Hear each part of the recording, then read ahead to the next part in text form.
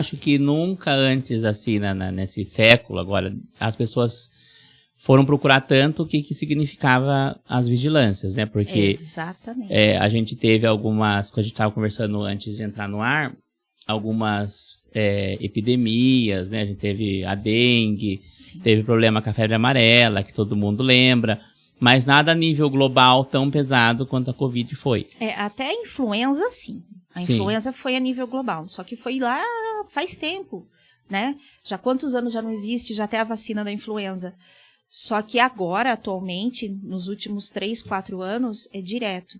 E a procura realmente aumentou, né? Das pessoas em querer saber, em querer questionar, principalmente pós-Covid. Aliás, principalmente no Covid.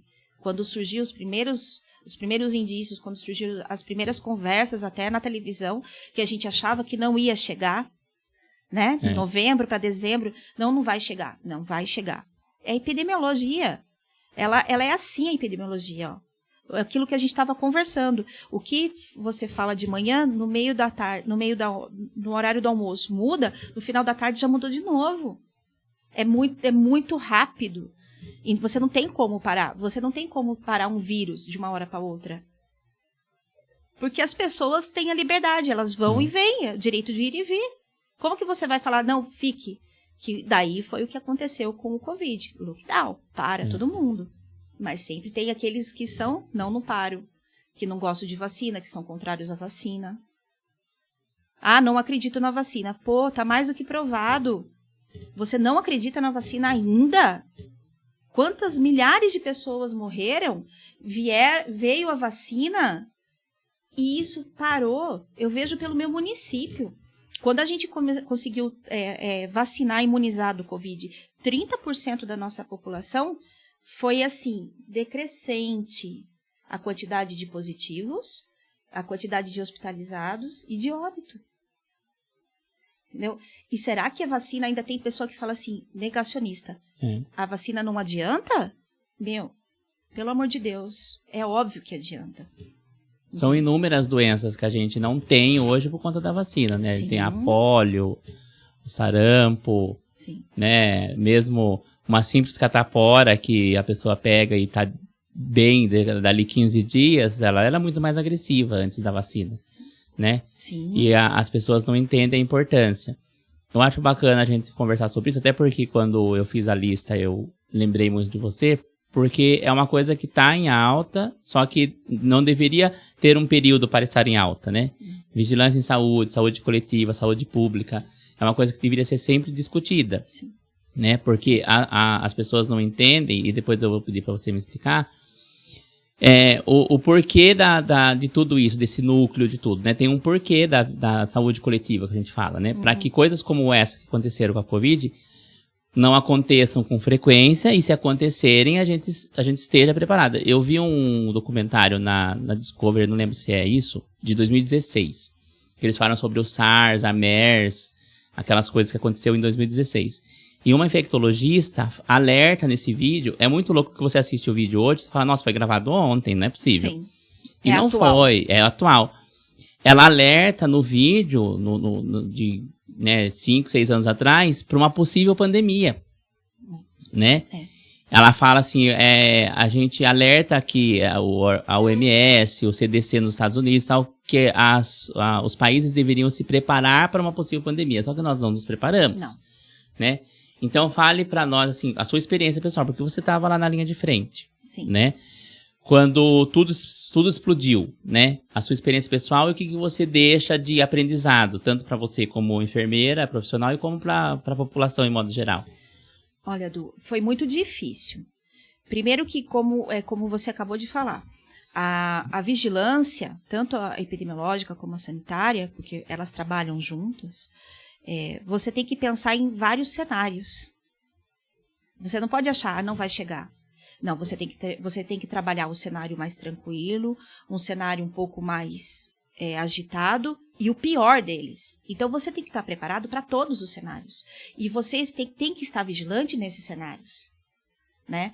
Então, assim, é aquilo que eu estava falando.